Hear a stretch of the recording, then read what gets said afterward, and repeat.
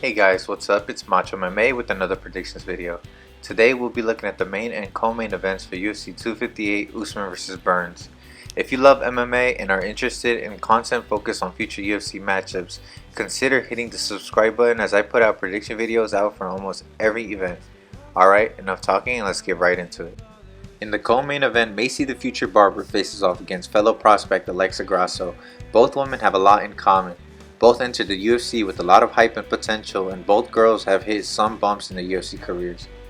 Grosso is coming off a decision win over Ji-Young Kim in her flyweight debut, while Barber is coming off a long layoff due to an injury she received in her decision loss to Roxanne Modafferi. Grosso's bread and butter is her striking. Her striking consists mostly of her boxing with some kicks sprinkled in, usually at the end of her combinations. She keeps a high guard and her head movement relies on her slipping backwards and sometimes side to side. At times, she seems to relax and leave her head still on the center line, and she gets hit by easy shots that she should have avoided. She has to remain focused as Barber does pack a punch and should have tried to avoid getting touched up. I do believe she has a speed advantage in this matchup, so she should be able to throw her combinations and maybe catch Macy in between her punches. A big liability is her takedown defense. It is not as strong as it should be, especially since she's gone up in weight. She was submitted by Tatiana Suarez at strawweight and had a hard time against Carla Esparza in her loss to her. She's pretty shifty on the ground, but most fighters at this level will be able to figure her out. She's good at staying at a distance until it's time to come into range. Alexa and Macy are very close in height and reach, so I think that will be a big factor. So, key to victory. Alexa Grosso must do everything in her power to keep the fight standing and use her speed and kicks to pick at Barber from a distance.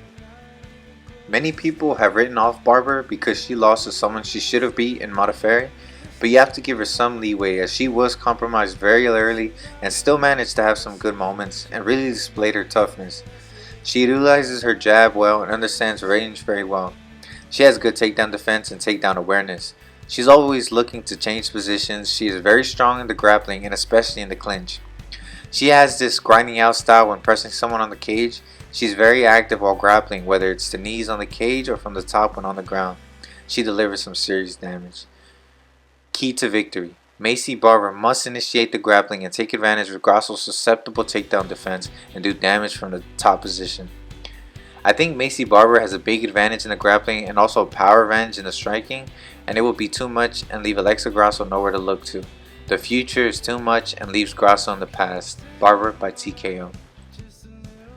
In the main event, Kamaru the Nigerian Nightmare Usman defends his title against former teammate Gilbert Burns.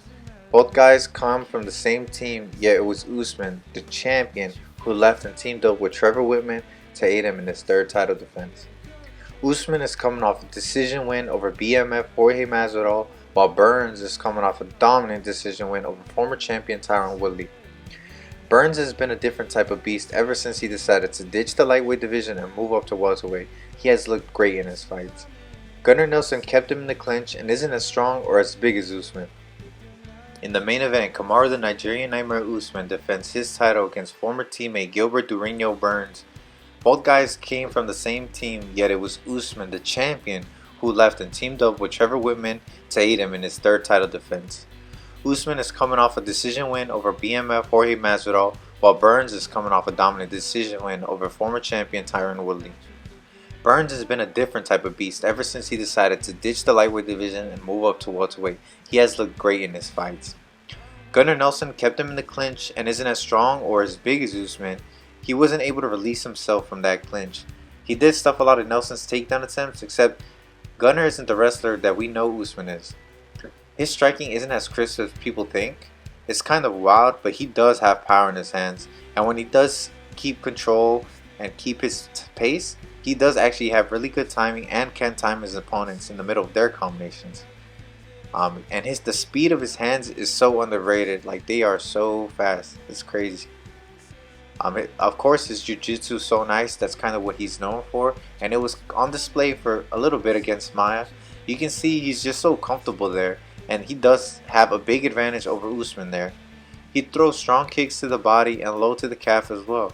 He doesn't mix it up as well as Usman, but he couldn't hold down Woodley or Gunnar, so if he does decide to initiate the wrestling, I don't think he'll be successful at keeping the positions. Key to victory. Gilbert Burns needs to constantly stop the wrestling pressure of Usman, avoiding the ground and especially avoiding the cage. He cannot let Usman get a hold of him no matter how confident he is in his jiu-jitsu. He must use his striking to win this. Usman's biggest and maybe his only advantages are his wrestling and his clinch.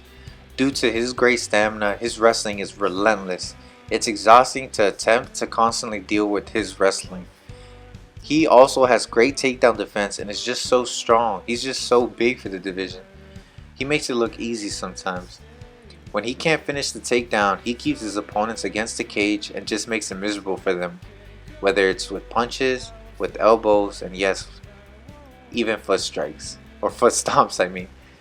His striking was on full display against Colby, and it's obvious his striking is still developing and isn't as well put together as the striking of Gilbert Burns. He does do a great job of throwing his punches straight down the middle, kind of like pistons. And it isn't as bad as many make it out to seem, but he for sure will not rely on it in this matchup. And the Weasel also on YouTube pointed out that Usman tends to drop his hands after he throws combinations, and against a puncher with the speed and timing of Gilbert Burns, that can be very, very dangerous. He has to make sure that he does not make that a huge liability on his end. Key to victory. Kamaru Usman must close the distance and pummel Burns in the clinch, along the fence, or from top position while being very careful with the jiu-jitsu and avoiding the stand-up. Both guys are great competitors, and this matchup is such a difficult one to call. It'll come down to who pushes the game on the other first and more effectively, and I think Usman will be strong enough and skilled enough to impose his skill set against Burns. The Nigerian Nightmare methodically turns Dorino's dreams of UFC gold into a nightmare. Usman by decision. Alright guys, if you enjoyed this kind of video, don't forget to like and subscribe. Those were my predictions for UFC 258. Leave your very own predictions in the comments below, and as always, let me know what you think and who you got. Take care.